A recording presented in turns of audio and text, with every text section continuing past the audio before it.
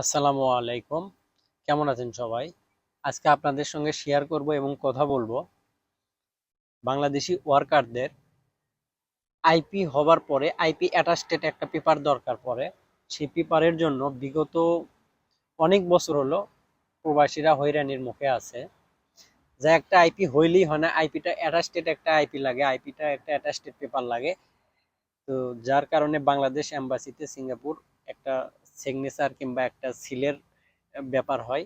আর সেখানেই যদি শেষ হয়ে যেত তাও হয়তো, সেখানে আপনার যে কোম্পানিতে আইপি হয়েছে ঠিক সেই কোম্পানির বসের আসতে হবে। বসের এম্বাসিতে, বাংলাদেশ এম্বাসি আছে সিঙ্গাপুরে, সেই এম্বাসিতে ডাইরেক্টলি এসে আপনার সত্যতা করে নিতে হয়। যার কারণে বসেরা বাংলাদেশি ওয়ার্কারদের উপর থেকে মুখ ফিরিয়ে নেয়। যে একটা সিঙ্গাপুর বস মিলিয়ন বিলিয়নের মালিক, ডলারের মালিক, সে যদি একটা ওয়ার্কারের জন্য বাংলাদেশ এম্বাসিতে সিঙ্গাপুর যেয়ে যদি বসে থাকা লাগে, ঘন্টার পর ঘন্টা লাইন ধরা লাগে, সেই ক্ষেত্রে তারা কখনোই চাইবে না যে এই সময়গুলো লস হোক কিংবা এই সময়গুলো আমার নষ্ট হয়ে যাক। তো সেই ক্ষেত্রে বাংলাদেশি ওয়ার্কারদের প্রতি একটা অনীহা চলে এসেছে যে এই সময়গুলো তারা লস করতে চাচ্ছে না।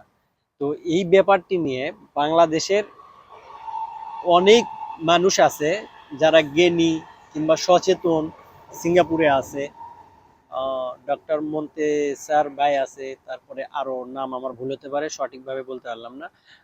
আরো অনেকগুলা পেজের অ্যাডমিন আছে, অনেকগুলা ভালো ভালো সিনিয়র যারা, তারা এই ব্যাপার নিয়ে অনেক দিন হলো কাজ করতেছে। যেই ব্যাপারটা সহজ কিভাবে করা যায়, সহজ কিভাবে করা যায় যাতে সিঙ্গাপুর বসদেরও কোনো সমস্যায় পড়তে না হয়, ওয়ার্কারদেরও কোনো সমস্যায় পড়তে না হয়। তো সেই ক্ষেত্রে তারা উদ্যোগ নেয়।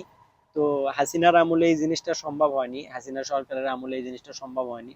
এই জিনিসটা এই মুহূর্তে সম্ভাবনা দেখা যাচ্ছে।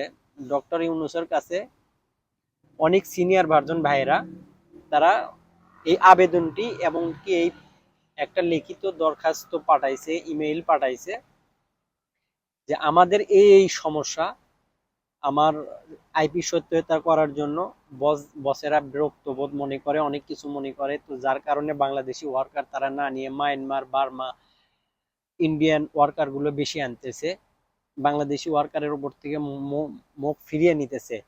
তো এইটার একটা সমাধান আপনারা করে দেন, এরকম একটা দরখাস্ত করে দিয়েছে, দরখাস্ত করছে। তারপরে সেই দরখাস্তটি কিংবা সেই আবেদনটি ডক্টর ইউনূস দেখেছে, কিংবা প্রবাসী কল্যাণ মন্ত্রী আছে আসিফ নজরুল ইসলাম, তারা দেখেছে। তারা দেখার পরে অনেক কথাই বলেছে যে আসলে আমরা চাইলেও এই আইনটি বাদ করে দিতে পারি না।